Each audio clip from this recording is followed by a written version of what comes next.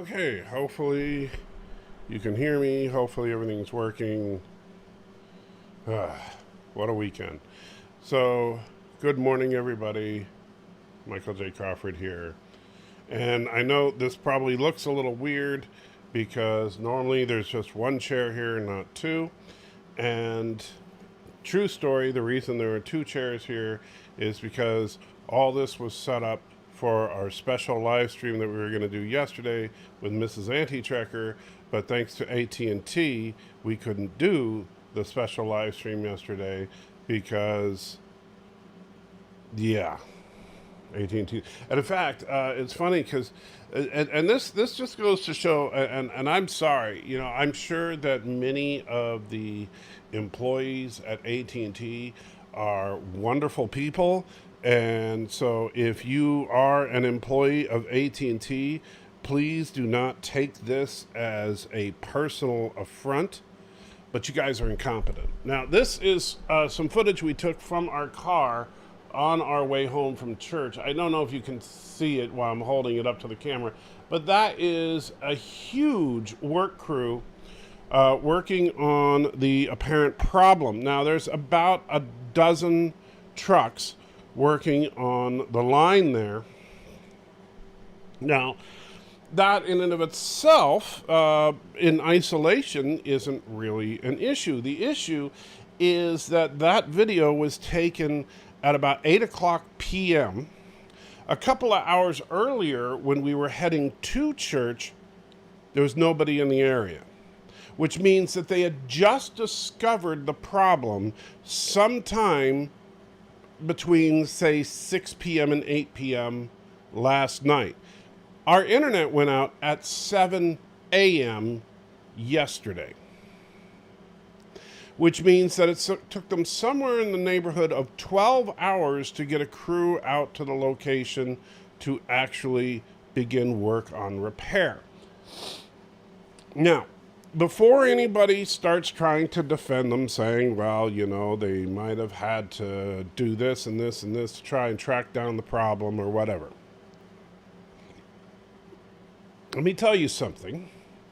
I am no stranger to this type of stuff. I worked for Comcast for the better part of a decade in their network dispatch center, department that was called the XOC, for Excellence Operations Center.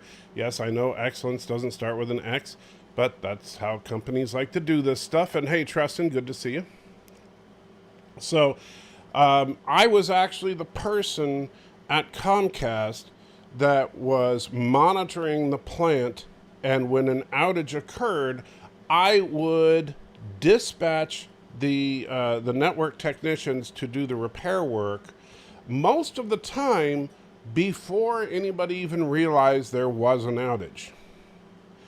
And so when there is an outage, particularly in internet-related products, and it is the same whether you are talking about Comcast or AT&T or any other ISP. As far as the principle of how these things work is exactly the same. If a bunch of modems go offline simultaneously, it is very easy to track down. Then all you have to do is, so you see a cluster of modems go offline, then all you have to do at your network dispatch center is determine, A, is it a power-related outage? So is the outage simply because local power went out? Which is actually fairly easy to determine. And if you're not sure, guess what? You call your local power company, and most internet providers have direct lines to call the dispatch centers of most power companies and vice versa. Same with, by the way, 911 dispatchers. When I was working for Comcast, I would actually frequently get calls from 911 as opposed when they would say they believed that either the cable or the phone line was damaged and they couldn't tell what was what. They would call us and ask us if we could see a problem in the specific area. Anyway,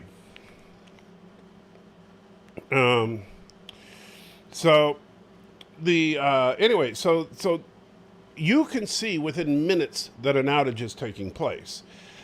Then you just need to determine what the break that's the actual cause of the outage is. That's also relatively easy to do because what you have if you're working in a network dispatch center is what's called plant maps. And a plant is simply the technical term for the entirety of the network. It's referred to as the plant. And so if you see that, okay, you can look on the, and you know, these days it's not as difficult as it was a few decades ago where you had to pull out actual paper maps, but nowadays it's actually, you know, all digital.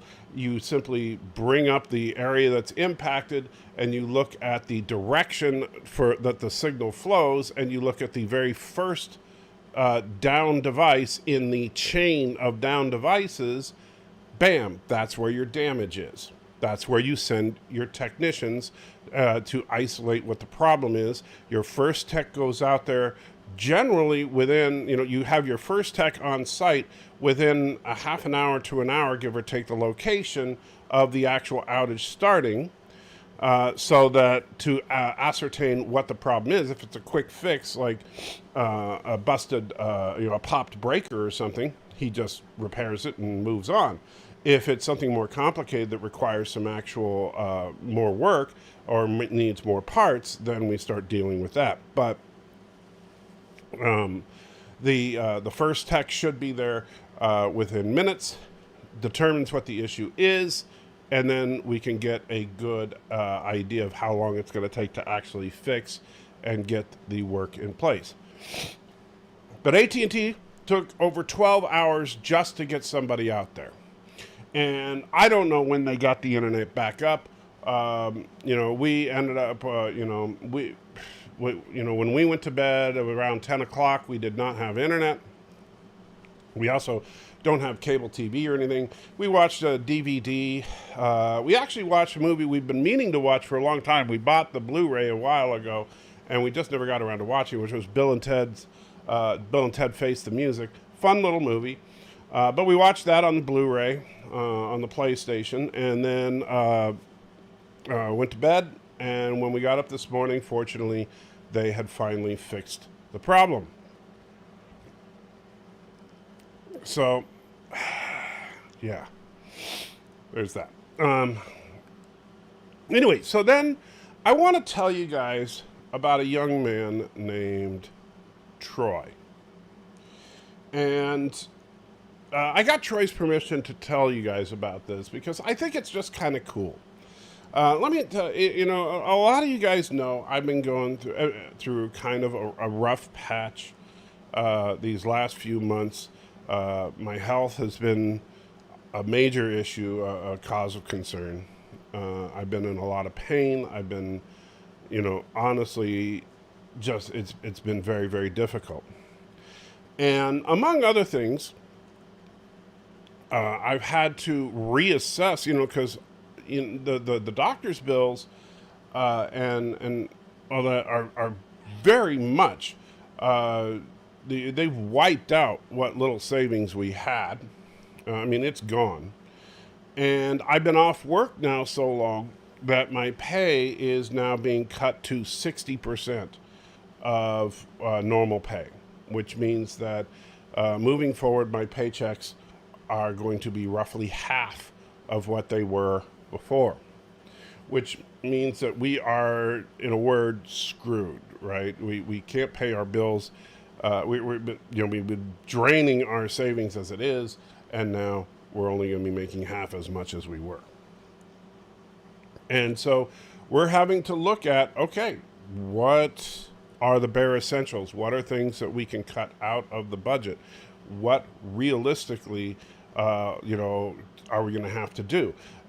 Things that we never thought we'd have to talk about but are on the table are things like, selling the house and moving to a smaller place if we can find a smaller place that we can afford, stuff like that. So we don't know how bad it's going to get. And among all that, honestly, one of the things that we've been considering is just dropping, the premium internet services that we have, and part of the reason that I have premium internet services is so that I can do live streaming and stuff like that.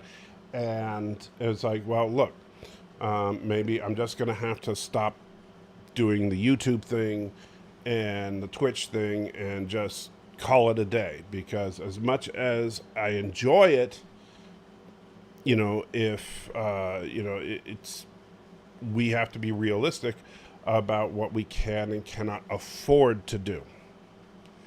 And that's something that, so I will tell you that a week ago, I was about this close to basically pulling the plug. I wasn't going to just like delete my YouTube channel or something, but basically was going to have to put up a video saying, hey guys, sorry, but I won't be able to continue to post on YouTube because we can't afford to continue to do this. And I didn't want to do that, but that's just the cold, hard reality of the situation we were in. And, then a few days ago, I got an email, from a gentleman that works at our church.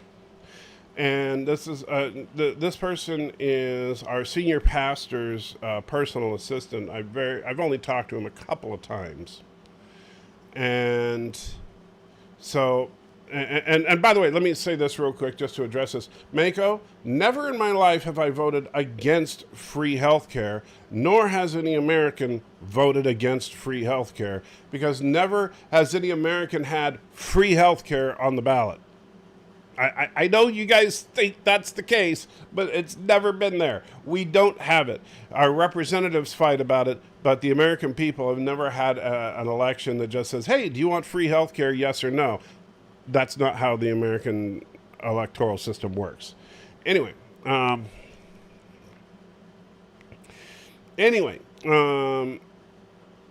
so just getting back to my little story. So I was seriously looking at, and and yes, Dan, it's a combination of the bandwidth restriction that you run into if you don't have premium. As far as the internet that's available where I live, the premium level internet that I have gives us unlimited data, truly unlimited data, so we don't have to worry about data caps, and enough speed to where, obviously, under normal circumstances, I don't have massive problems with buffering and stuff like that. And so that's if I was on the next tier down, and which I was for a while, I was constantly running into a brick wall where I was getting charged service fees for going over their bandwidth limits. And it would end up costing me more money than the premium plan anyway. So anyway, back to what's going on. So I get an email from Corey, our senior pastor's personal assistant, Jonathan. And which I don't think, I've never gotten an email from Jonathan before, which was just weird. And Jonathan's email said, hey, Michael, I got this, there's this person who's been trying to get a hold of you. And I was like, okay, that's weird. And he said, so I figured it would be easier to just give you their contact information. And I was like, okay. And so I told Jonathan, all right, I'll call this person. And this was on Wednesday that I got this email. And so the person in question was Deborah, who is Troy's mother. The Deborah is basically is her phone number, and called her up, and she explained to me. So she and her son Troy were in Murfreesboro, Tennessee, where I live, and they were visiting, and the reason they were visiting was as a direct result of my YouTube channel. And I was like, what are you talking about? And so she explained this whole thing. So Troy, and I don't know if Troy's out there watching, and I'm certainly not going to put him on the spot, because that's, if Troy, if you see this, do not feel any obligation to comment or to say anything. I do know Troy is a subscriber to this YouTube channel and apparently has been for some time. Troy is a massive Star Trek fan, as are pretty much all of us. And that's how Troy found this channel. Well, Troy also, because he watches this channel, has heard me talk about the Experience Community Church many times before, as you guys all have, the church that I attend on a regular basis. And so Troy actually was interested in this church, so he looked it up online. And so then he actually thought that the church was really cool, and he showed it to his mom, and his mom thought the church was pretty cool too. They're a Christian family, and so she checked it out and wanted to make sure that it was, it wasn't one of them crazy, like weird churches that has weird beliefs. So she kind of checked it out, and Experience Community is a good Bible-believing church, which obviously I think so, or I wouldn't attend there. And so they actually this is their second time they've come out to visit. The first time, now they live in Ohio. They came out last October, and they attended service at our church. And it was great because they do this twice a year. We do a service that they refer to as a vision service. Our church doesn't do business meetings. And so, like most churches, the way that most churches organize is that they have an annual or biannual business meeting. So they will basically send an invitation to the membership of the church to come, usually on either a Sunday afternoon or a Saturday, to attend a special meeting that is not church service, where they go over the finances and business for the church. Our church doesn't do that. Instead, we do a twice annual vision service. So basically, the regular church services are preempted twice a year for a breakdown of all the finances. And so it doesn't matter if you're a member or not. Corey puts it all out there. Here's how much money we've taken in. Here's where we're spending it. Here's where it's going. And here's what our plans are. The one thing that I do really appreciate about our church is they are 100% transparent when it comes to finances. And don't worry, guys, I'll get to the chat in just a couple of minutes once I finish through all this.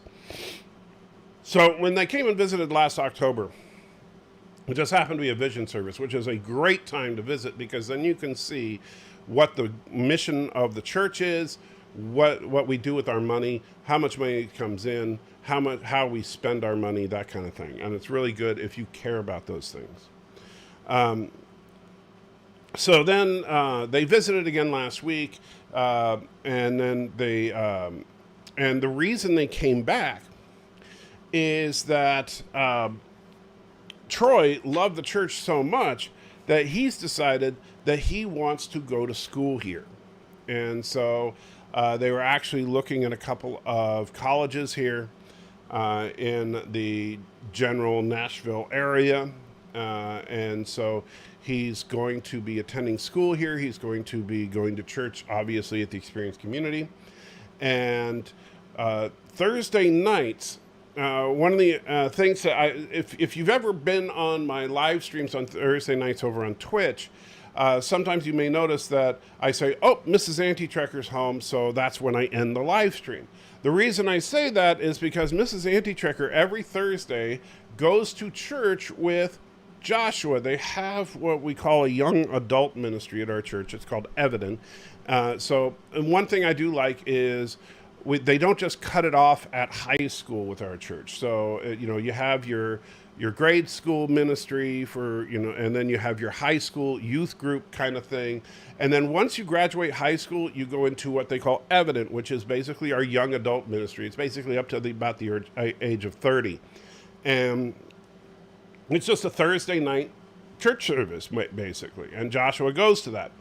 And so every Thursday night, Mrs. Auntie Tricker takes Joshua to it. And when they come back is when I wrap up the live stream, and then we have dinner together. Well, this last Thursday, Troy went to Evident, hung out with Joshua, and Joshua kind of showed him around and everything. And cool thing, and this is, I know I haven't mentioned it until now, but just purely coincidental, Troy is also, like Joshua, autistic. And so it allowed, and so Joshua, being Troy's kind of guide, put him in a very, very good position from one person on the autism spectrum to another to be able to show him around and be more understanding of what his unique perspective is like. And so he kind of showed him around the church. And Troy, after attending our church, attending the Evident class and everything, is so thrilled with attending the church a couple of times that he's like totally convinced at this point that he wants to actually, help the Experience Community Church plant additional churches, which is part of our mission. Something that we've started doing in the last few years is planting additional churches. And so all of this, all this stuff, that Troy's life, the direction of Troy's life has taken a massive shift because of this little YouTube channel. Because he happened to hear me talk about the church that I attend. That he, and all because of a shared interest in Star Trek, right? All because we're just nerds hanging out.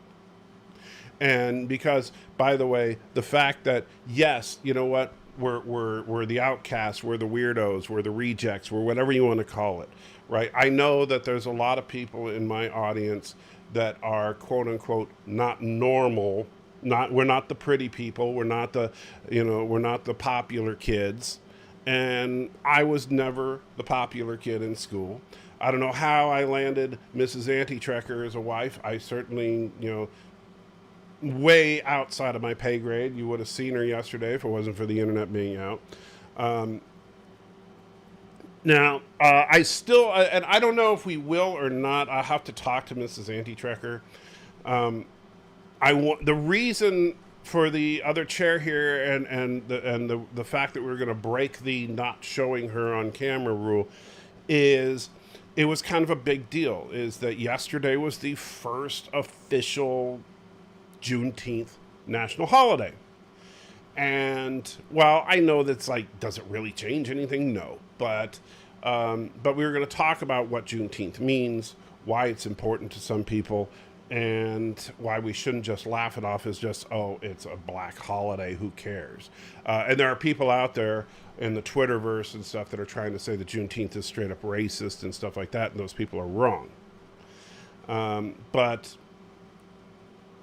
unfortunately, because of AT&T's incompetence, we were not able to do that live stream. I don't know if we'll do something today. It'll depend on how Mrs. Auntie Trekker is feeling. But if we do, I left the setup obviously the way it is. Honestly, the camera part's easy because you can kind of see the bookcase behind here that you usually see. The camera is just shifted over a little bit. And so this chair, I moved the shelf that I usually have right here and then brought in this chair. And Stanley, yeah, I know a lot of people haven't heard of Juneteenth, especially, honestly, let me tell you, especially us white people, because until I met Mrs. Auntie Trekker, I'd never heard of Juneteenth.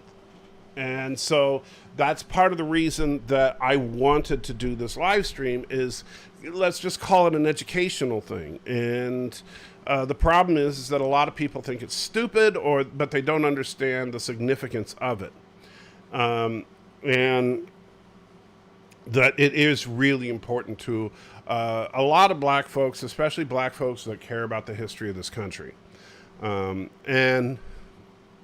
it's something that look. I will say this. I'm not going to get all political today or anything, But this is the big problem the Republicans have. And because Mrs. Antrick will be the first to tell you that she agrees with the Republicans more than the Democrats on matters of policy, right? That as far as, if you look line by line as far as the policies of the two political parties, that the Republicans are much, much better. However, this is where the Republicans completely screw the pooch every single time. They don't give a crap about things like Juneteenth. They absolutely do not. The Democrats, they do. They do a good job of it. And so, like, for example, there's, now I'm trying to remember his name. There's a Democrat representative in Oregon. And I wish I could remember his name because I feel bad because I'm doing him a disservice. But I disagreed with him politically. But you know what? Whenever there was a new black business opening up or, if the Urban League was trying to do some kind of neighborhood revitalization project or whatever, he was always there. Where are the Republicans? Nowhere to be seen. Right? Because the Republicans would just say, oh, well, we want everybody to be successful, so we're not going to show up just because a black group is trying to do something. And that's a problem. And so even though it's not, I don't believe for 1 minute that all Republicans are racist or anything, because I truly don't. But I do understand why the vast majority of black people, here's the funny thing about black people in this country, is that if you look at black ethics and values, they're very conservative. If you look at their voting, they vote Democrat all the way. And even like with this last election, people say, oh, well, Trump doubled his black support. Among black males, he really bolstered his support up to 2%. 2%. And people are trying to brag about like that's a victory. 2%. That ain't a victory. That's an embarrassment. And Professor Brainy Speck says, never know if you're going to be on YouTube or Twitch. I can't keep it straight. Can you make up your mind? I'm sorry, Professor. Normally, I would do the Sunday morning stream on Twitch. I'm on YouTube this week intentionally because I wanted to do the Troy story on YouTube, and Troy only follows me on YouTube, not on Twitch. That's the honest truth of it. Anyway, I think that's a problem. Is that it's not that not the conservatives are anti-black. It's not that they're racist or anything, but they tend not to care. And so, and when you get stuff like, for example, when Floyd was killed by that cop, and many people that were Republicans and conservatives were out there trying to basically crucify Floyd because he had a prior criminal record. That is definitely not the right thing to do. And it doesn't matter that he was it doesn't matter that he's taken drugs. It doesn't matter that he had a criminal record. Because you know what? Nobody deserves to have their neck smashed in by a cop. Nobody. That's not how you do things. And people trying to defend it. I mean, honestly, I would advise you to pay attention to what went down in the courtroom, because all the people that were trying to say that what they were doing was just standard police practice. Guess what? The police testified quite to the contrary of that. But the problem is that when people constantly rail on Floyd, instead of just looking at the situation and saying, oh my gosh, I can't believe that cop did that, then what does that do? It creates the appearance of racism. And when it creates the appearance of racism, it then inflames anti-racist anger, which is a good anger if there's a genuine, like for example, if there's a genuine racist incident, then anger over that is a righteous anger. And so I'm all for it because I have zero tolerance for racism. However, what happens, and has happened so many times in our society in recent years, is that apathy towards one group or another leads the other group to believe that there is an affront where there may or may not have been one. And then we get massive amounts of anger inflamed and stuff, and we end up with the streets literally burning for months on end. And that's no good for anybody. But that's about as political as I plan on getting today. But anyway, long story short, because of Troy, I am going to continue to do the YouTube thing as long as I am able, as long as I have a home to broadcast from. Now, I don't know how long that's going to be, given the current situation. But I'm going to do everything in my power to continue on. And we'll see what happens. And also, me and Mrs. Anti-Checker are in the process of setting up our new channel. In fact, we created the channel yesterday. Let me see if I can get it here. And shoot.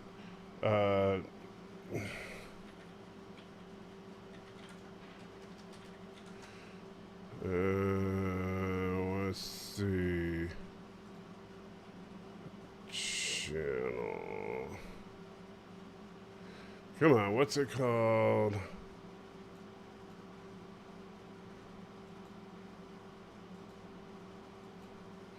I can't remember how to spell things. Hold on, give me a second. Alright, so is that right? Not Onyx let's see. Yeah, so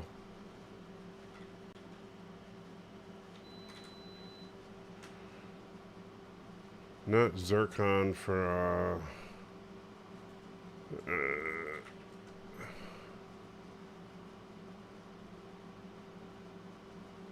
URCON.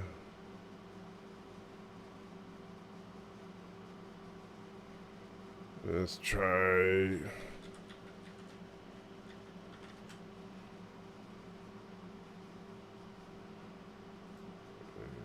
channel. No, that's not it.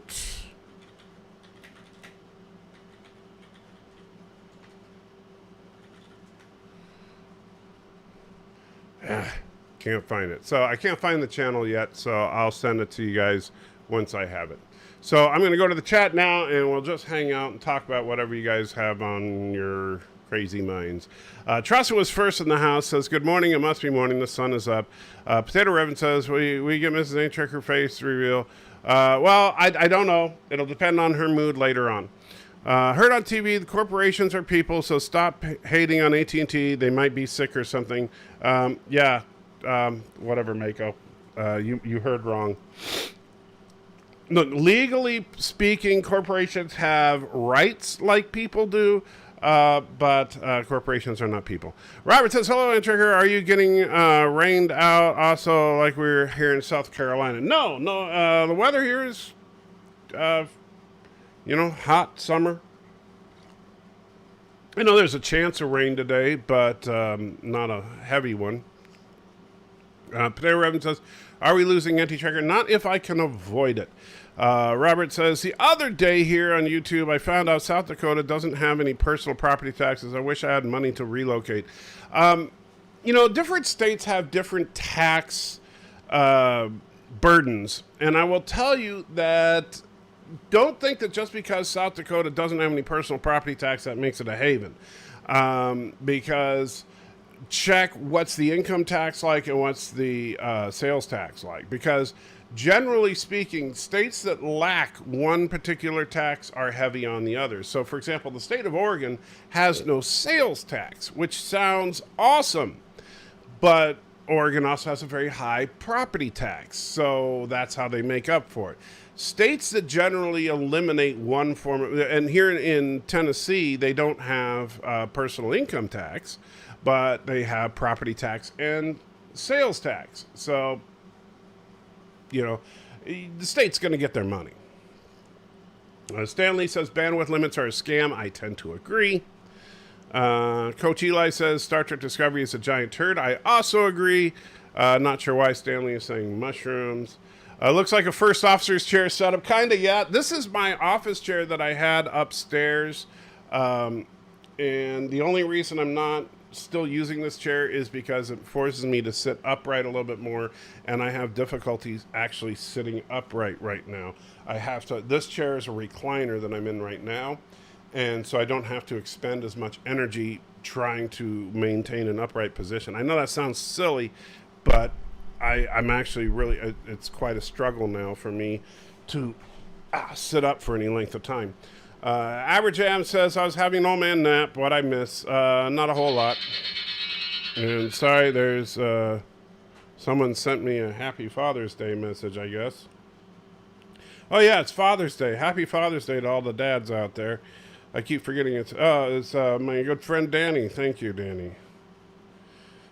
So, thank you. And right back. All right, let me turn the volume of this thing down a little bit. See if that works. Stanley and Mako never heard of Juneteenth. Average says, I was married to a hobbit. I'd be wary of showing myself too. Wow, bunch of jerks. Professor Brainspec said, I never know if you already read that. Robert says it is the conservative female. She looks to be Native American that got rid of personal property taxes in South Dakota, while the Democrats are all about new higher taxes. Well, generally speaking, Robert, and I will tell you that generally speaking, as far as the political parties, the Republicans say they're all about lowering taxes. The Democrats generally say they want everybody to, quote unquote, pay their fair share. Now,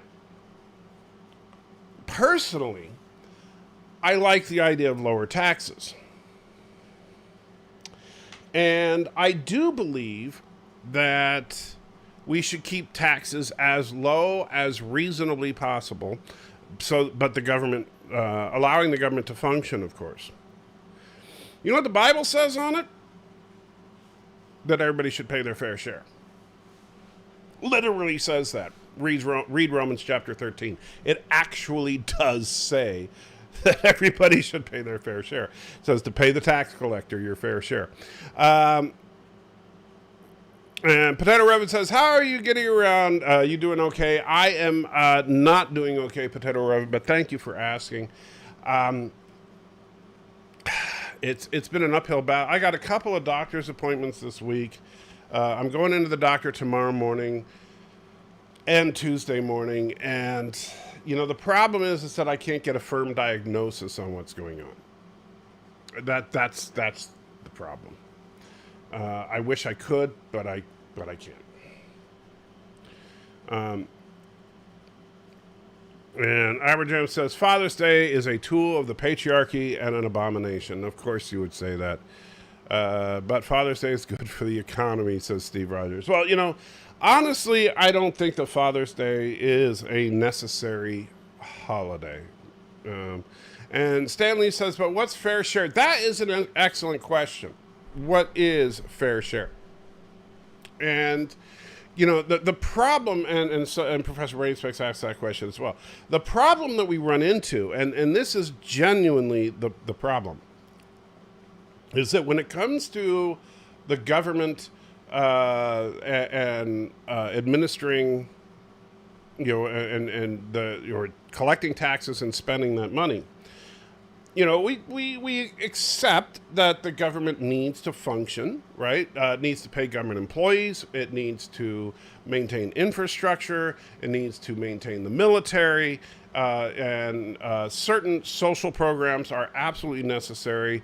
And I think that most conservatives even agree there. Now, yes, there are some hardliners that don't believe that any type of social welfare is acceptable. I disagree with that. For example, I believe that disability should absolutely be available for people, and I think we should not make it so difficult for people to get. I think that we should not make it. I also believe that any type of governmental service should be without charge. So, for example, I think that it is absolutely stupid that you go into the DMV and you pay a fee for your driver's license. I think that is ludicrous. I think that the employees at the DMV and the costs of the materials should all be paid for out of general taxes. I do not think that you should have to pay fees, because fees are just a way of doing hidden taxes, and 99% of the time, fees are taxes on the poor. And why are they taxes on the poor? Because they disproportionately impact the poor, because they're set charges. So, for example, and I know the DMV fees vary from state to state, but we'll use that as an example. Let's say that your DMV charges you a flat rate of $50 to register your car. So you pay $50 a year. You say, well, that's fair. Everybody pays the $50, right? Well, it sounds perfectly reasonable until you stop to think about it, that if I'm making $500,000 a year, $50 means nothing to me. If I'm making $25,000 a year, $50 could be the difference between getting food this month. And so governmental fees, are absolutely taxes on the poor. And so I think that fees should be eliminated and all paid for out of general tax. Now, the problem is that if you eliminate all fees and you pay and they go into general tax, taxes will go up. But at least we'll have more transparency, theoretically.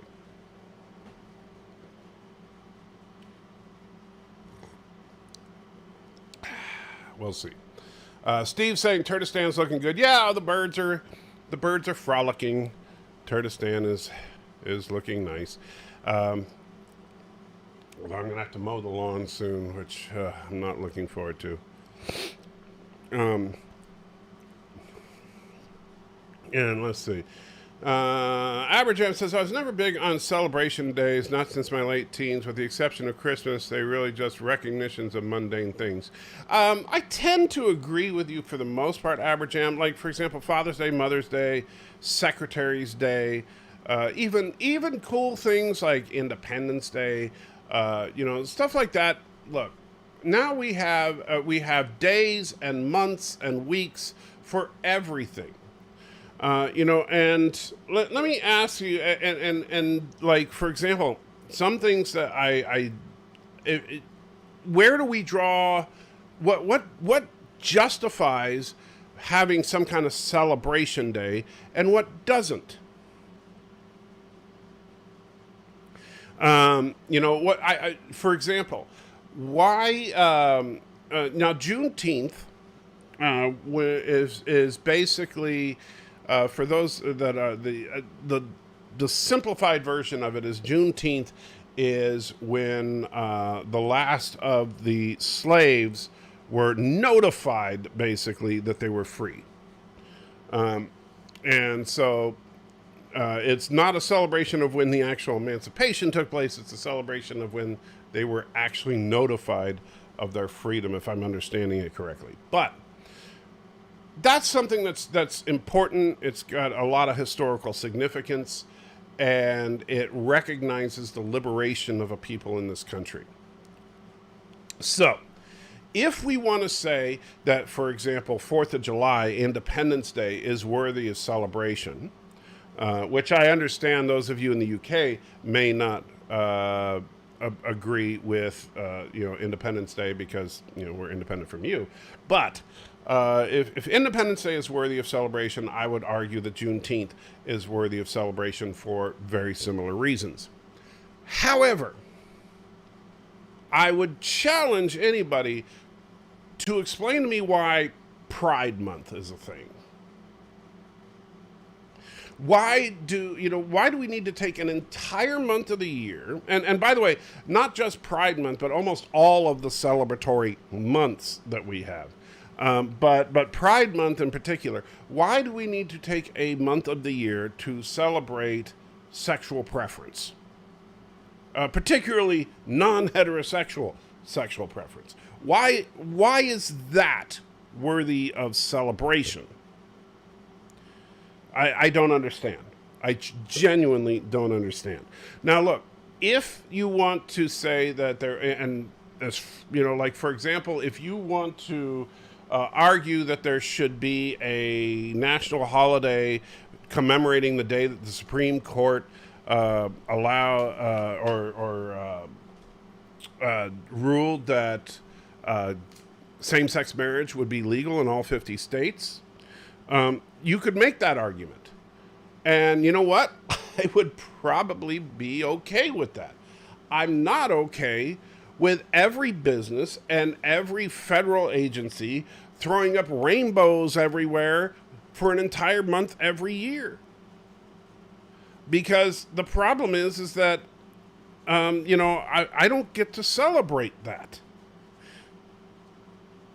There is no celebration month or season or whatever like that for me. As a heterosexual white Christian male, I literally get nothing.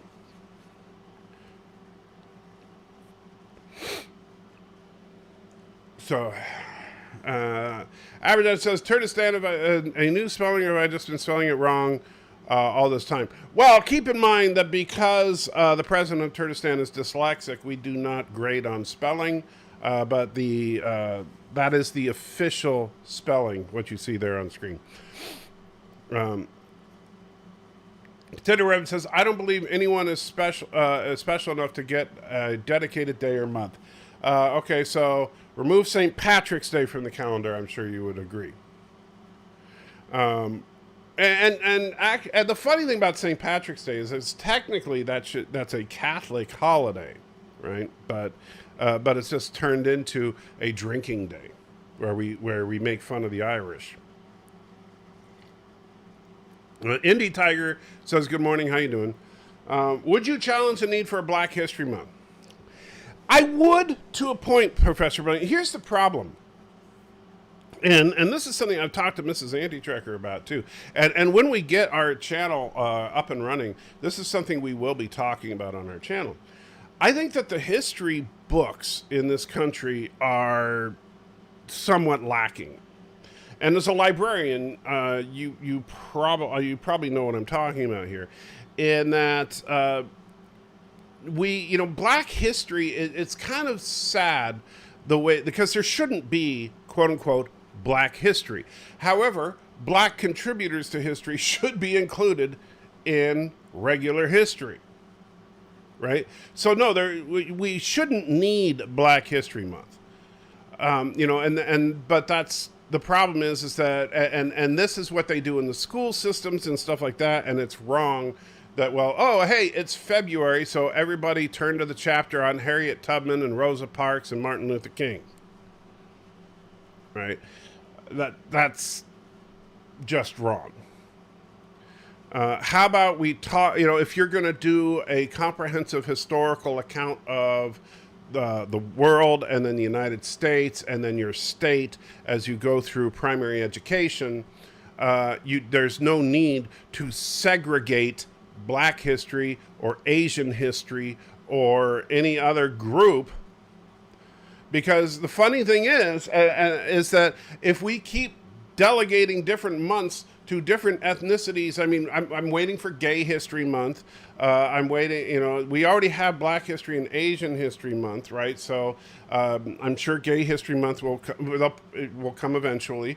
And then, are we going to have, I don't know, do we have a Hispanic History Month yet? And are we going to, by the time we get done with every ethnicity, there'll be no room for quote unquote white history. And so we're going to have to put a white history month in there. And then you know what they're going to do on white history month? They're going to talk about the frickin' KKK or something. And so how about this? How about we just teach history? But the problem is we need to stop, and I know this is a silly thing, but it's true. We need to stop making history his story and instead make it a factual account of the historical events that came before us. And unfortunately, I don't see that happening. And Potato Revan says, hates St. Patrick's Day. I know you do, Potato Revan, but I was just making fun of you. Professor Brandy Speck says, history books are somewhat lacking, somewhat, LOL. Well, hey, I'm trying to be nice here, Professor. Steve Rogers says, being in Christ frees me up to celebrate all day, every day. Well, I get that, but you know what I'm saying. I'm saying that like if we get so, and this is another funny thing as far as a Christian, we are suffering from this massive identity crisis, not just in this country, but all around the world. We're obsessed with various identities. I'm an American, I'm white, I'm black, I'm gay, I'm straight, I'm whatever it is, right? And the funny thing is, the Bible, 2,000 years ago, taught against that kind of nonsense. 99% of holidays are really just because humans like an excuse to take time off and party. I don't know if I would agree with that. I think 99% is a bit much. Because I do think most holidays are created with the intent of a positive message. Like, for example, I'm sure that sooner or later 9/11 will become a national holiday, just like Memorial Day and stuff like that. And I don't have a problem with that. But the problem is that Memorial Day is supposed to be a somber holiday of remembering those that fell in combat, not just a day to have a barbecue. The problem isn't the holiday. The problem is that people don't have any reverence for the holiday. And in fact, they call it a holiday, not what it actually is, a holy day. They don't understand that holiday is simply a lazy way of saying holy day. We don't want to say holy day because that requires too much reverence. We need a chapter on how PureFlix got here. The Lord made humans to love days off and partying. Well, I think that you know what? The funny thing is that the Lord did make men to, because here's the funny thing about that, Steve. We are designed to work 6 days a week, and we only work 5. But that 6th day, we're supposed to do, or that 7th day, we're supposed to do nothing. I have a great idea for a new holiday. Why not a holiday day or month celebrating all the wrongs done to the Native Americans by white men from the treaties that wrong, broken, and so forth? Robert, I'm sure that's coming. Odd Librarian says, my only issue with Juneteenth is the hypocrisy of white liberals lecturing everyone about cultural appropriation, suddenly demanding that everyone celebrate it. Well, but that's the thing about, and this is what I was talking about earlier, Odd Librarian, is that the thing about Juneteenth is it's not for those white liberals. But yeah. Professor Brainy Speck says, National Hispanic Heritage Month begins on September 15th and ends on October 15th. Of course it does. Steve says, great conversation on topics. Thank you. Morgan Freeman said it best and throws a link to something. I don't know what it is. Let's see. Morgan Freeman on Black History Month. Well, I don't know what it is, but I'll check it out later because I'm not playing Morgan Freeman on my channel and getting a copyright strike, even if he does have a great voice. I can't do a good Morgan Freeman, sorry. Carlos says, I'm just me. Steve says, I'm sure the Lord wants us to have at least one day off a week, and I can prove this from the Bible. Yes. But the idea is that God's model of what an idea, and there's a reason for it. God's model of how we should live is to work 6 days a week and have 1 day of rest. 1 out of 7. Not, and honestly, I think that's part of the reason that we get ourselves into too much trouble, too much idle time. If you think about the way that people lived 2,000 years ago compared to today, because we bitch and moan if we have to work more than 40 hours a week. 40 hours 2,000 years ago, that was getting started. Right? When your 6 days that you were working, that was from the time you woke up to the time you went to bed. You were on duty. You did not get to you didn't like punch a clock and and work 8 hours and then have a couple of hours to watch Netflix before going to bed. Right? You didn't get to chill with the fam for a few hours. No. It was, yeah, we live a life of total luxury right now compared to back then. And I think that's part of the reason that we're turning these absolutely, we're turning things like Black History Month and Asian History Month and Hispanic Heritage Month and all that stuff into major issues because we have too much time on our hands. that's the honest truth of it. And Average says, I'm all for memorializing great sacrifices or humanitarian events, but well done for not dying again this year is kind of dumb. Well, I agree on the birthday thing. That's why I think like Father's Day, Mother's Day, those kinds of things. And also like, for example, Pride Days, Pride Month, stuff like that. Not a fan of. You know what? I am, and I know this is going to go counter to what some of my friends might feel, and I hope Bird of Prey 5 isn't listening because he will get really mad at me for saying this. I am not proud to be an American. Why? That's not an accomplishment. I just happen to be born here. All right? If someone is gay, you know what?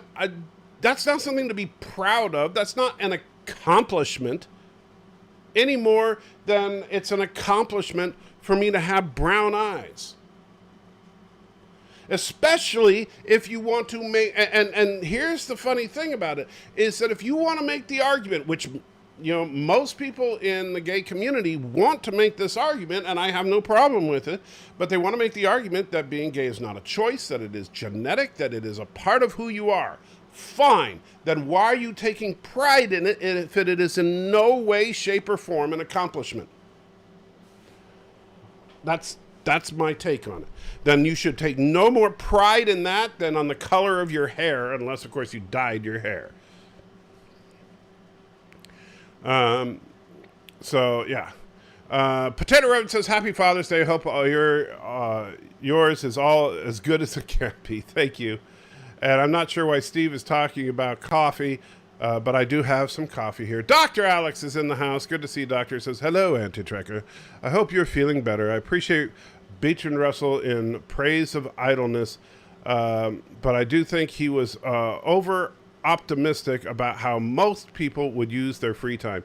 You know what, honestly, I think that, and I know I kind of already said it, but I think that that's the biggest problem in society today. We have too much idle time. And, it's funny because it's sad. The problem, though, is that we run into, and, like, what about people, and this is where I get very frustrated because, dealing with some of the stuff I've been dealing with, right? With my health conditions and stuff. And I think about people like Bird and other, the fact that, Positive Candor dealing with his situation Rambling Canuck, etc., is that, you know, when we're assuming we're in good mind and body, we should be working our butts off 6 days a week. I absolutely believe that. However, if we are not of sound mind and body, then absolutely it is the state's obligation to take care of us. However, we're failing on both sides. When we are of sound mind and body, we're not putting out the effort, and when we're broken, the state's not picking up the slack, and people bitch and whine about how lazy we are for not being willing to just work through the pain or whatever. Now, Maitland says, the point of pride is to show that you're not, that you're here and not ashamed to be gay. You know what? But the problem is, Mako, and I'm fine with not being, but there's a difference between not being ashamed of who you are, and I certainly agree that you shouldn't be ashamed of whoever you are. However, the problem is that then they turn around and shame other people for who they are. So, which way is it going to be? So, sorry, and by the way, there's also a difference between, and I don't know how it is where you happen to live. I grew up in Central California, the San Francisco Bay Area. And you know what gay pride meant there? It meant guys running around the streets of San Francisco butt naked, with rainbows painted on them, and saying that somehow is them not being ashamed of being gay. I'm sorry. Being gay doesn't mean running around the streets butt naked with a rainbow painted on you. That's being stupid, not being gay. Anyway, sorry. Average says, I think proud to be American is less about accident of birth and more about being grateful for the achievements of your country. You would think, but that's, no. I'm sorry. You know what? I don't take pride in something I did not do. And I think, Dr. Alex, I think you nailed it there. I've heard patriotism described as taking pride in what other people have done. How I act is what, let's see. How I act is what America is by definition. America is me, okay? And Random Menace puts in a couple of euros, says, Michael, I am not your father. That's impossible. I'm pretty sure that is an accurate statement. So thank you for the couple of bucks. Good to see you, Joseph. And thank you for the clarification that you are not my father. And yes, indeed, it would be impossible for you to be my father. And here's the problem. So Potato Ribbon, kind of, and this is what kind of gets to the core of it. So he puts black pride, beautiful, LGBT pride, awe-inspiring, straight pride, transphobic, white pride, racist. That is, in at the core of it, what the problem is that it's okay to take pride in certain things, but not other things. Why? And so, I have a problem with this. It's either okay to be proud of everything, including being black, being white, being gay, being straight, whatever, or you shouldn't be proud of anything that is incidental. And quite frankly, I tend to go towards the latter. I don't believe in taking pride in incidentals. Average says, you have never taken pride in Joshua. Patriotism is really no different. I disagree. Because if Joshua does something, then it might make me feel good because I see that is my son doing something great. And so it makes me feel good. Now, what am I going to run around on the mountaintops proclaiming that is my son doing something great? No. I'm going to personally, and this is the difference about it, Aberjam. And this is, I think, keep in mind, Aberjam, you're defending what the Bible straight up defines as one of the most insidious sins that there is, which is pride.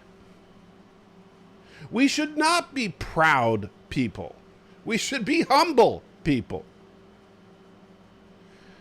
And being humble doesn't mean self-deprecating. It means simply having an accurate understanding of yourself.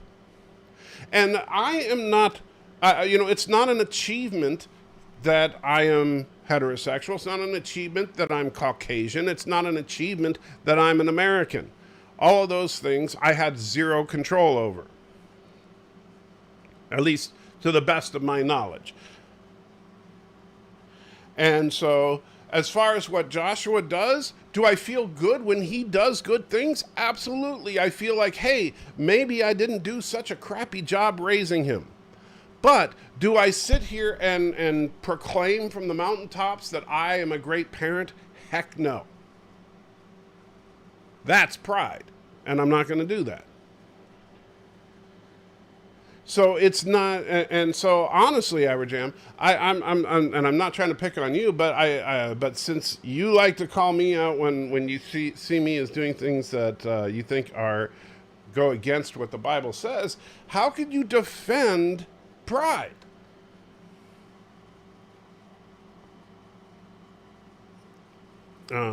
It is possible for you to be Joseph's father, wibbly wobbly, timey wimey. Well, except that I think that time travel is in fact impossible, Professor Brady Specs. Steve Rogers says, LOL, this is because Bible worship is real Christian comedy. I'm not sure what you mean by that. Robert says, if God gave America what it deserves instead of God blessing us undeservedly, how long would we last? Well, you could make that same argument about every person on the planet and every group of people on the planet. And the problem is that there's an accounting. I mean, and the Bible even says this, to those that are given much, much is expected. So if the United States has been very blessed, and the people of America will be judged based on that blessing, based on what do they do, and this is what a lot of people miss about what the Bible says. When you are standing in front of your Creator one day, God's going to say, okay, here's what I gave you, what'd you do with it? And you got to give an answer. And you don't get to point and say, well, my dad abused me when I was a kid. Yeah, we'll deal with him. What did you do? Well, society picked on me because I was attracted to people of the same gender. Yeah, that's great. What did you do? Well, people didn't like me because of the color of my skin. That's great. What did you do? But we forget about that. We're always trying to come up with excuses. And Indy says, as a veteran who did not serve in wartime, I don't feel deserving of people's thanks for serving. I feel the same way, Indy Tiger, because I served, from 86 to 92, and I never, and while Desert Storm, I just missed. So, yeah, I don't feel like when people say, oh, thanks for your service, it's like, I didn't do anything. Thank the people that actually saw combat. And Average Am says, being gay, 20% being attracted to the same sex, 80% seeking attention. Disagree. Being gay simply means being attracted to the people of the same sex. That's it. That's all it means. All right. As far as people that are seeking attention, that has nothing to do with them being gay. That has to do with them seeking attention. Period. And you know what? If you want to, and so if you want to run around downtown San Francisco wearing sequin short shorts and saying, "Hey, everybody, look at me," I don't care. I'm going to laugh at you, but not because you're gay. I'm going to laugh at you because you're wearing sequin short shorts. Potato Rabbit says, I'm proud of my ancestors, what they did. I'm proud of myself for being the family together. I'm proud of the history of the church I put together and met president of my country. Well, I disagree with you on all those counts, but that's okay, Potato Rabbit. And Steve Rogers says being Christian sounds like being gay in that regard. I'm not sure what you mean. You can be gay if you try hard enough. Self-pride is a sin, yes, but even God himself says, this is my son in whom I'm well pleased. Yes, but he doesn't say in whom I'm prideful. You're defending pride, not being pleased. There's a difference. I'm pleased. I'm definitely pleased that I am an American. Right? I'm definitely pleased with that fact because being an American is definitely better than growing up in Uganda. Right? From what I understand of Uganda, and our church owns an orphanage in Uganda, so I know a little bit, not a lot, but I do know a little bit about Uganda. Definitely better to be an American than a Ugandan. So I'm pleased with that fact. I'm not proud of that fact. Steve says, are Christians made being Christian about acting like Christ instead of acting like a book of rules? They would be Christians by definition. Well, I'm not 100% sure I follow you because, first of all, the Bible is not a book of rules. The Bible is a book that does contain some rules in it, but it's a book of many things. It's a historical book. It's a book of poetry. It is a book of law. It's a lot. It's a book of prophecy. So, and in fact, it's a collection of books. It's some 66 books in the Protestant Bible. I can't remember how many is in the Catholic version. I think like 72 or something. But but it's not a book of rules. So I think that's an oversimplification. Aberjam says, when we thank you for your service, talking about keeping those filthy Kurogans from our door. Well, that's different. That I will say you're welcome. Steve Rogers says, hey, I wear sequin short shorts anyway, and I'm not gay. Well, then I will laugh at you if I see you wearing them. Sorry. I think they're silly. Better to say well pleased than to say I'm proud. Exactly. And that's my point, is that I think it's perfectly okay to say that, to take satisfaction in who you are, to not be embarrassed about who you are, right? That's perfectly okay. And even as and I will tell you that, I know that it's difficult for some Christians to wrap their minds around this because, they say, well, wait a minute, homosexuality is indeed a sin in the Bible. Now, what it's talking about is the actual act, not the feelings that people have. And however, the problem is that you could say the same thing about fornication, which is heterosexual encounters outside of marriage. Right? And by the way, you can also say the same thing about divorce. And yet Christians turn a blind eye to that stuff all the time. And by the way, those Christians turning a blind eye to that stuff is in fact a sin. So, there's a lot of problems there. But there's nothing wrong with acknowledging, okay, this is who I am. And, and if, what, God made me this way, and I'm not supposed to act on these feelings, but God is going to give me the strength to deal with this, and that's okay. Does that mean I have to be proud of who I am? No, because you know what? I can't get through this without God's help. If I'm sitting there all proud of who I am, that's me saying I don't need God. And everybody needs God. Sorry, every single one of us.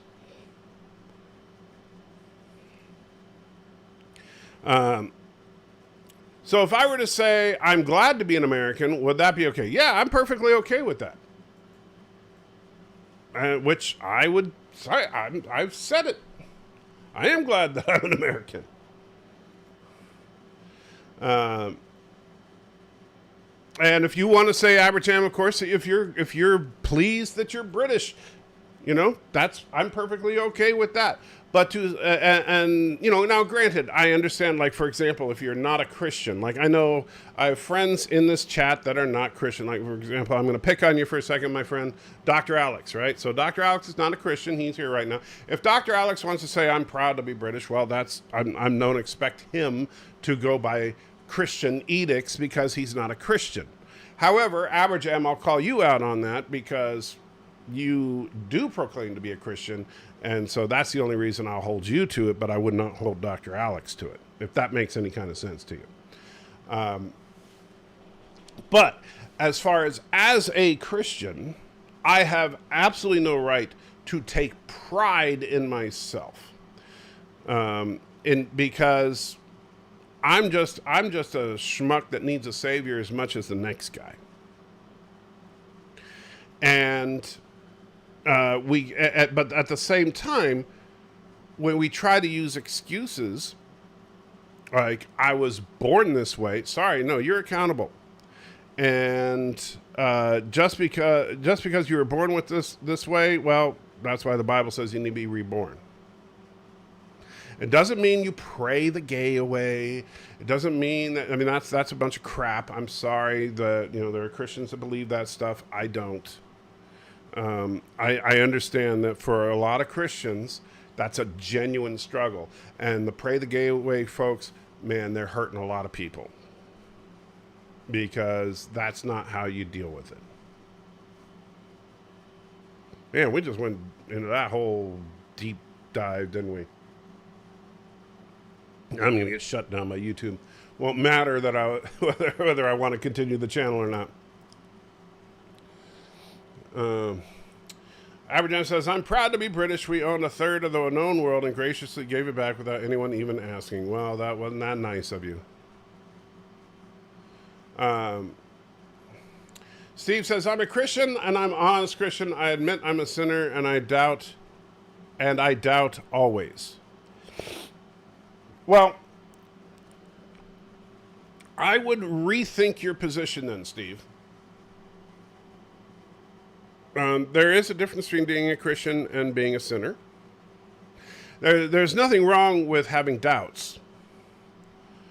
But don't say, oh, yeah, I'm a Christian, I'm just a sinner.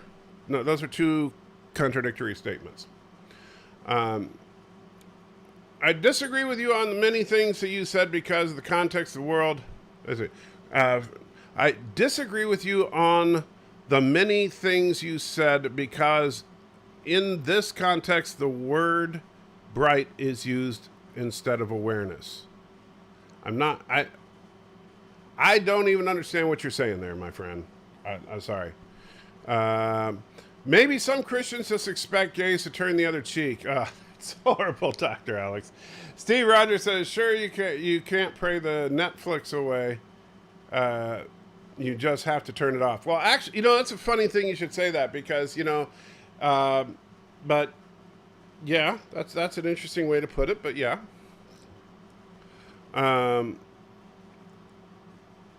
Not bright pride, stupid autocorrect. Let's see. Just read the word pride instead of awareness. Because in the context of the word pride is used instead of awareness. Well, I'm not sure what you mean by that. I mean, look, are you trying to say that people are unaware that gays exist? Sorry, I'm pretty sure that I'm aware that gays exist, so I don't need gay awareness. I'm not afraid of gays. I'm not homophobic, so I'm fine. Thank you. But I'm still not 100% sure what you mean, Joseph. I'm saved by the grace of the Lord Jesus Christ. That's what I mean when I say I'm a sinner. No, you're still saying you're saying an absolutely contradictory thing if you're saying because if you were saved by the you read the book of Romans, Steve. Read it. We've been spending a lot of time in our church in Romans lately. We're in chapter 13 right now, which, boy, chapter 13 is a rough one for Christians to deal with. because that's where we start talking about things like Joe Biden, Donald Trump, and how we're supposed to deal with these people, and not saying some of the dickish things that we say about both of those people. But read Romans. When you sit there and you say, "Well, I'm a sinner and I'm a Christian," then no, that's not an accurate statement. That's self-contradictory. The Parable of the Vineyards YouTube channel, I actually learned the other. I learned actually the Hebrew Bible says nothing one way or the other about divorce and remarriage. So it seems to be something. Well, I can't speak to. I'm not an expert on just the Hebrew Bible. However, Christ makes it fairly clear as far as what the rules on divorce are. So, if you are a Christian, and I mean, and if you're Jewish, then you can talk to me about the Hebrew Bible all day long. But if you are a Christian, you do have to take into account the teachings of Christ that are primary. And you know what Christ says about divorce? You don't divorce. There's only one exception. Do I need to install one of the gaydars to have gay awareness? I don't know. Do you? Let's see. Added to the latter English. Not sure. Robert, I don't know what you're talking about there. But I'd be very careful about what you're saying. If you're trying to suggest that divorce is okay, just because, you know what, that kind of thing is what, it's just like, there are certain things that people try to say to justify various beliefs.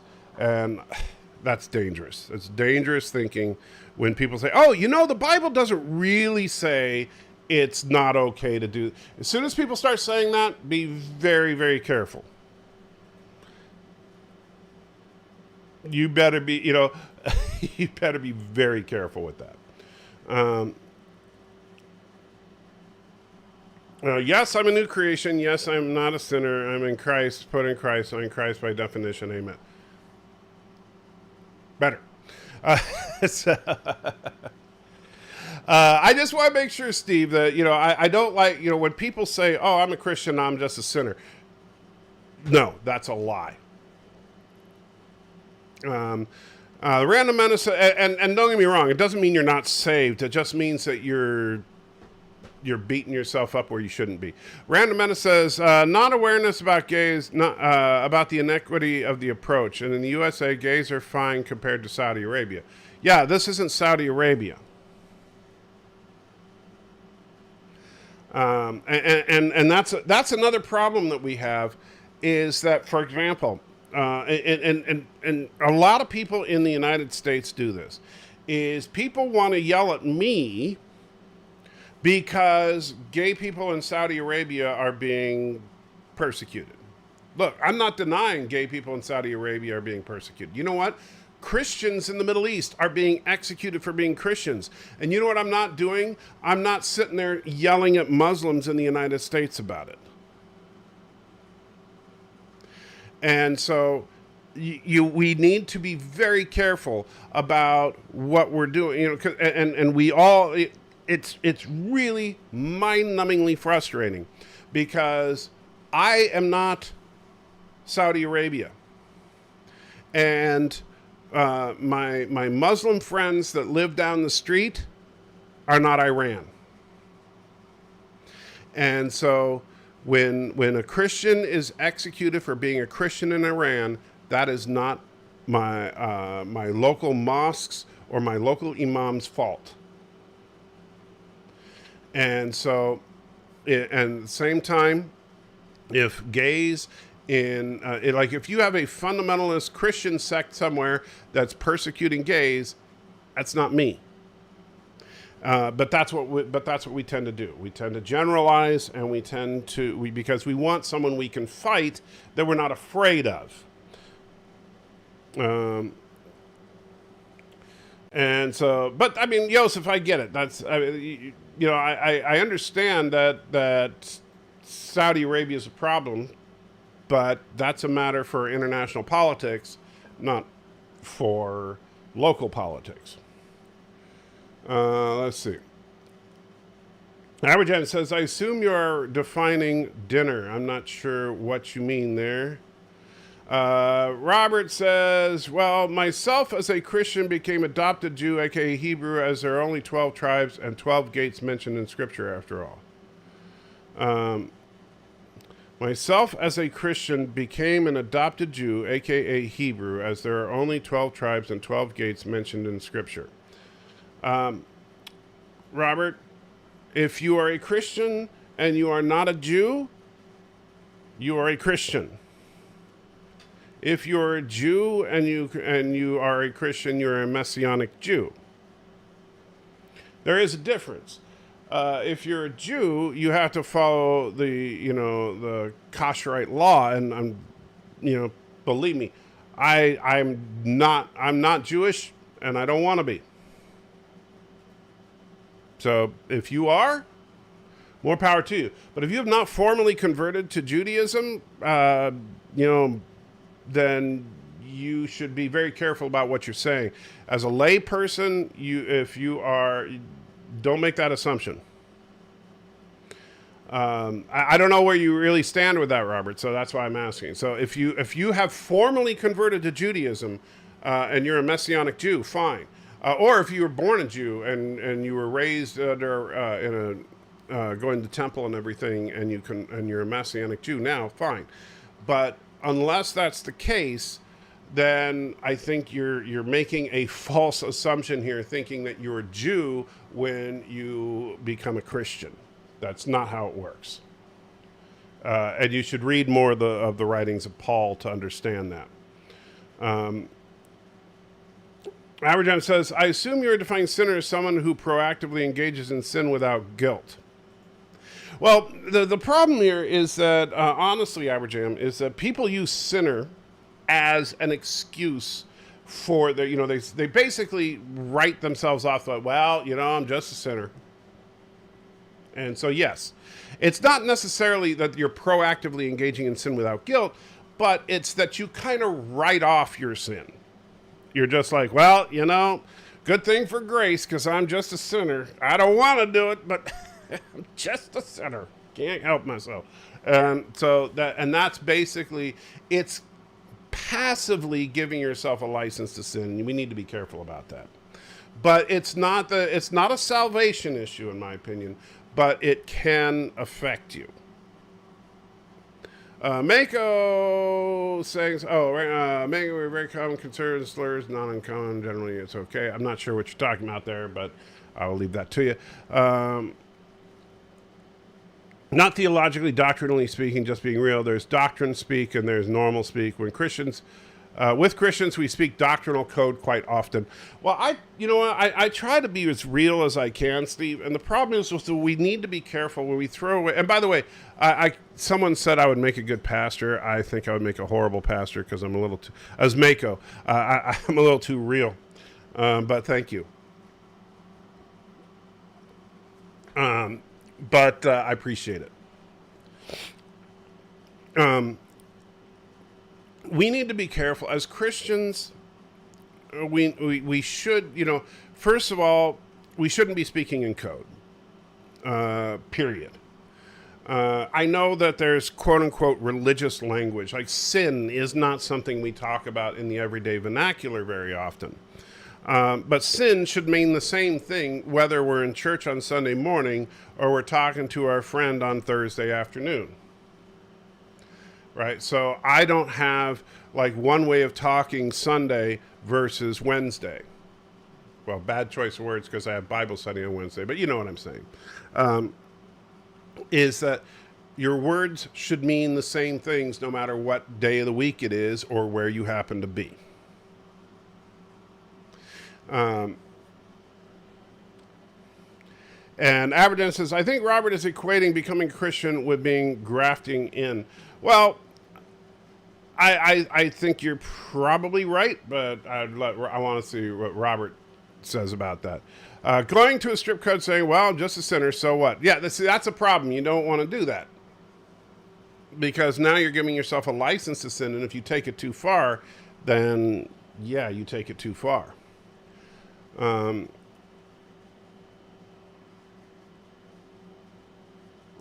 let's see. Christ paid it all. Some Christians cannot say Jesus paid it all without lying. I'm not sure what you mean there, because it seems like two contradictory statements. Let's see. And Robert says, yes, I'm a Messianic Hebrew words believer, average UK. So Robert, let me ask you, because you didn't really answer my question, so I'm going to ask you point blank. Are you a converted Jew? Yes or no? Have you studied under a rabbi? Are you a Jew? Well, in fairness, even though he wasn't studied, justifying it to the apostle, let's see. Well, in fairness, even though he wasn't justifying it, the apostle Paul said, I don't want to do it, but still I do it. Right, but the apostle Paul was, just talking about that too. What is it? I know it's in Romans, but my brain is not on top of an perfect game. But you know what I'm saying every day. Anyway, when Paul's talking about the war between the flesh and the mind, right? That the carnal flesh, and the spirit, and the mind, your brain, your thoughts, right? Where your mind goes, you're going to go more often. It doesn't mean you're never going to succumb to the flesh, right? That you're never going to do the wrong thing.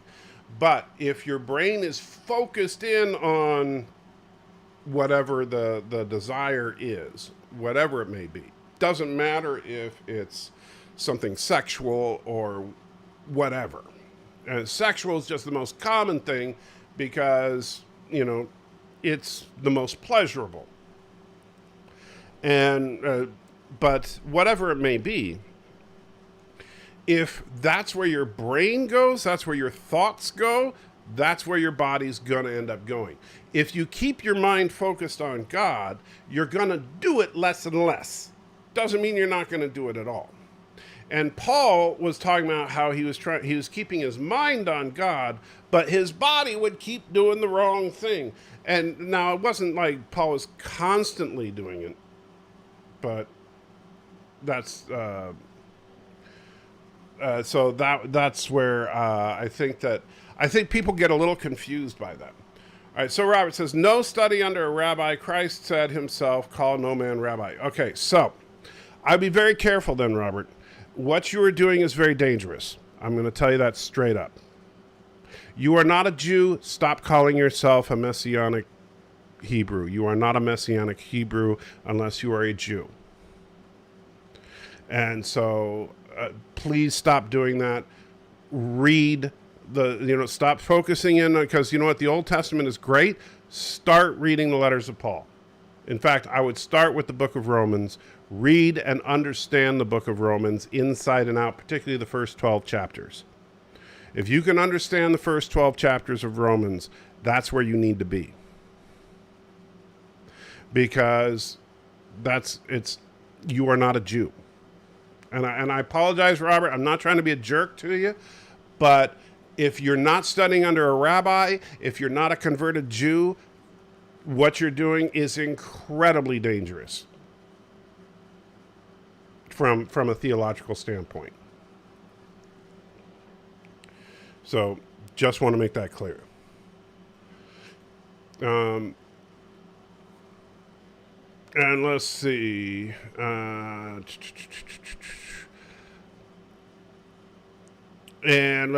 Drugs are good too. Well, drugs are, the funny thing about drugs and drugs and alcohol both kind of fall into the same thing. It's the same thing, right? For people who are, particularly people who fall into addiction.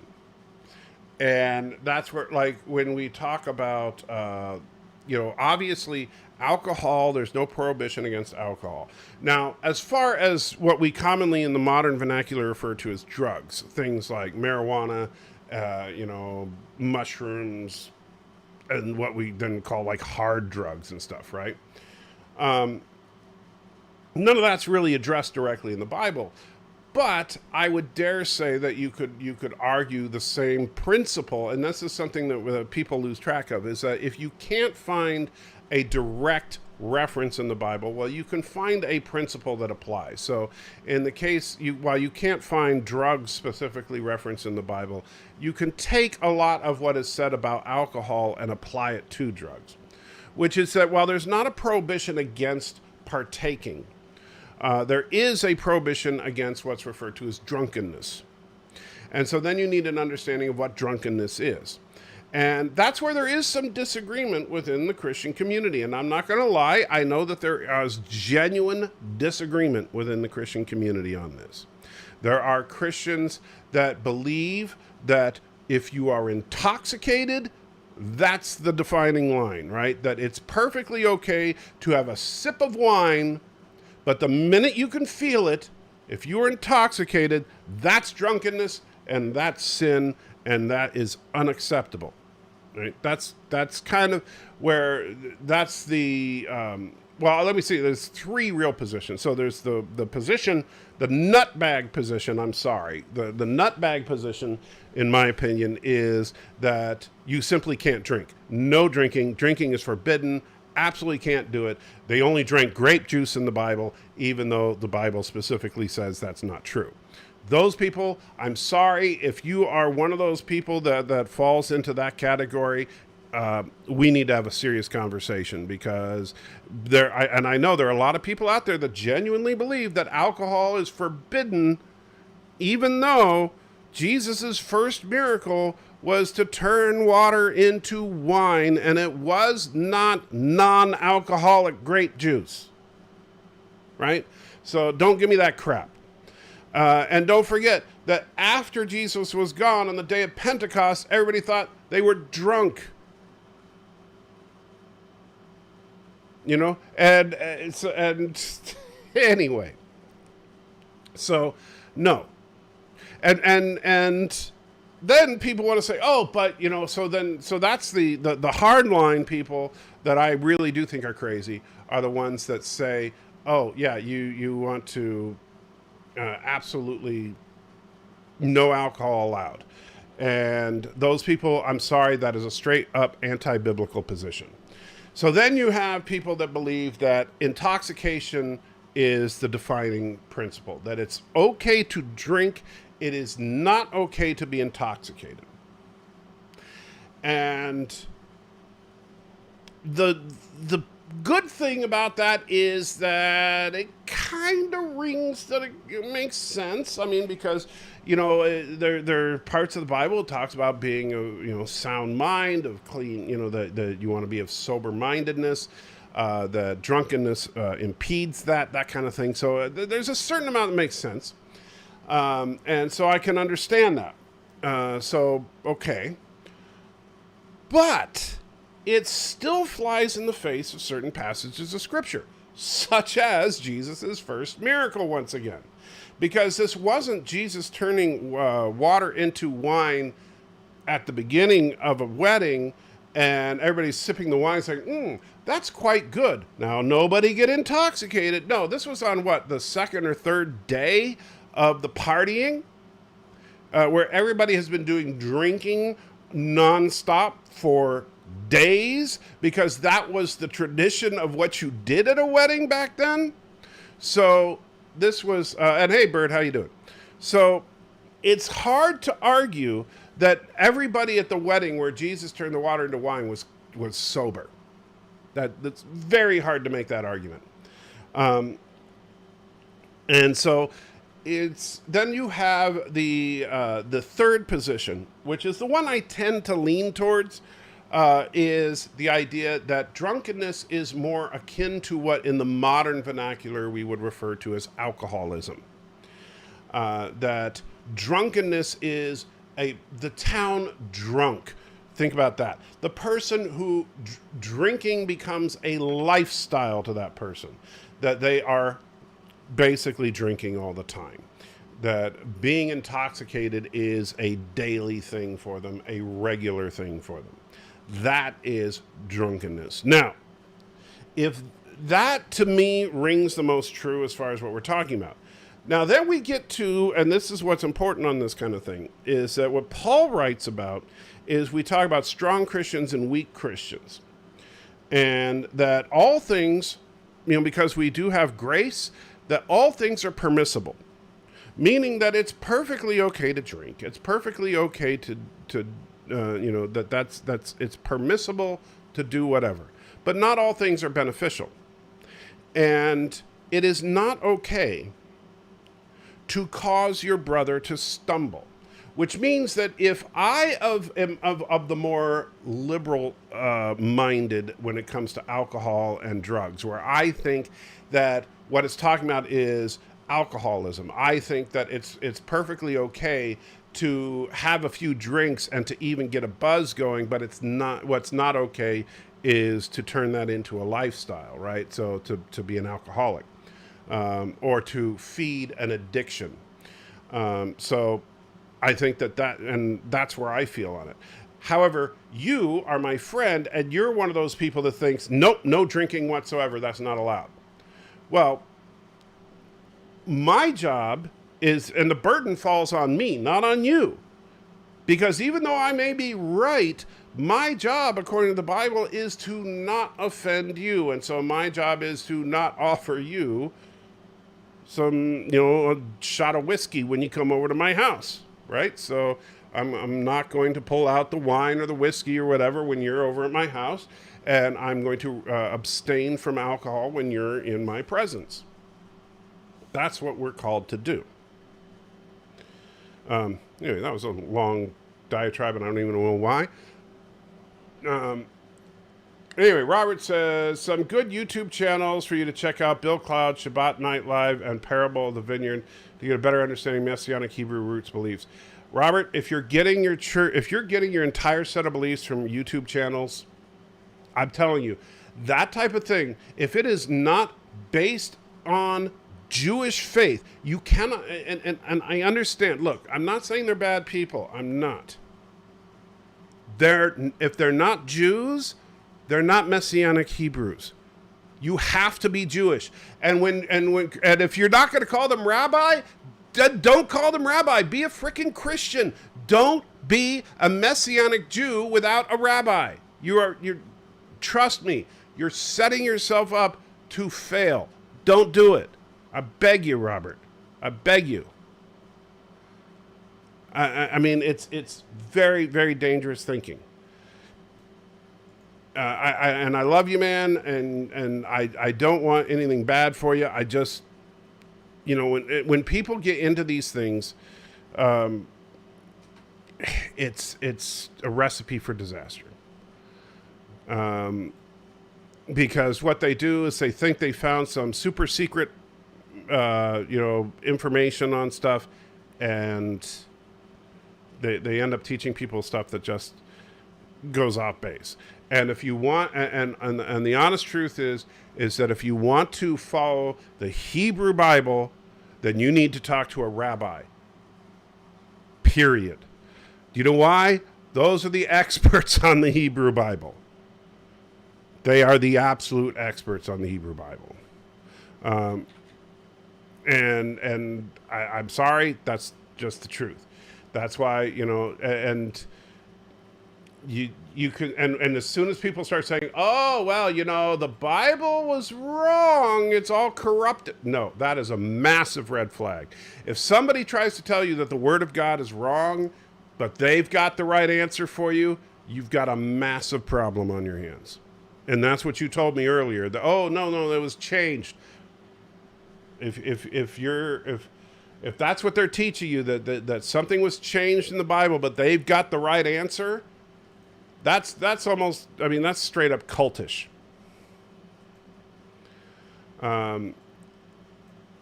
Anyway, and I'm not trying to pick on you, Robert, because I care about you, and I don't want you to. I don't want to see you stumble down a path that could lead to your ultimate destruction. That's the only reason I'm concerned about it. Is that if you are, if somebody is trying to say the Word of God is almost right, but not quite, and I've got the right answer, then no, absolutely not. Average Guy says, how do we reconcile not offending one another with examples such as Christ saying, get thee behind me, Satan? Is it no offense at any cost, or is there kind of bound? Well, keep in mind that when Christ said, get behind me, Satan, that was when Peter was rebuking Christ himself. And so that's very different than if Peter was coming over for dinner, and Peter's a vegetarian, and Christ was going to offer some rare roast beef. Those are very different things. So, it's. I think that's not compatible as far as what you're talking about there, Abraham. I would say this is that obviously, if you have a brother or sister that is doing, for example, let's talk about what I just said to Robert, right? Look, I love Robert, and I'm very concerned about the whatever this, and I will check out the YouTube channels that he mentioned, the Messianic Hebrew Roots idea. But if somebody is telling you something like that, and I'm genuinely concerned that Robert might be getting some bad teaching, and like I said, Robert, I'm going to check this out because I care about you, and I want to make sure that you're getting good information. But then, that's different than, I'm not going to sit back and say, oh, no, it's perfectly okay if he's getting bad teaching.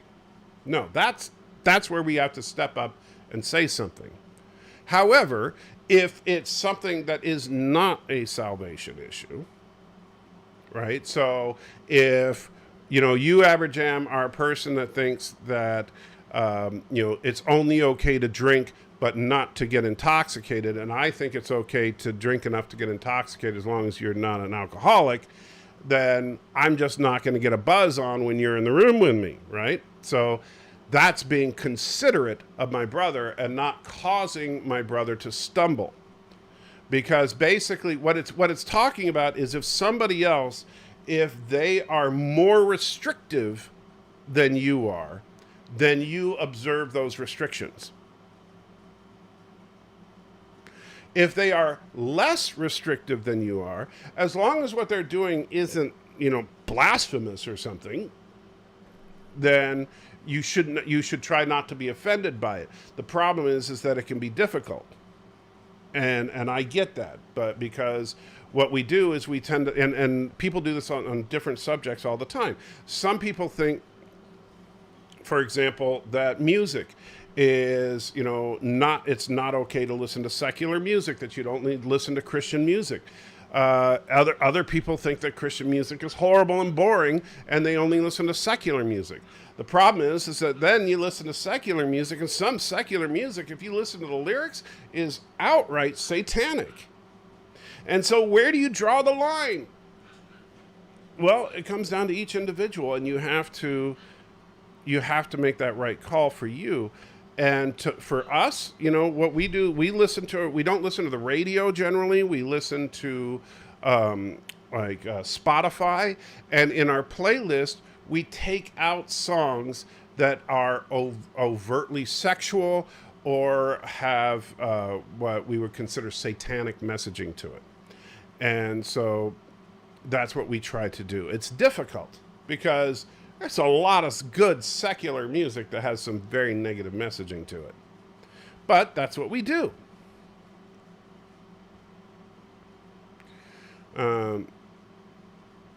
So, anyway, we will... I am going to wrap it up there, guys, because I'm starting to get a little tired.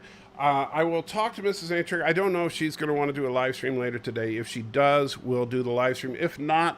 I might try to do something later, but I can't promise you. It's going to be, I don't know. It's going to depend on how I'm feeling. Right now I'm feeling a little rough, but I'm going to do the best I can.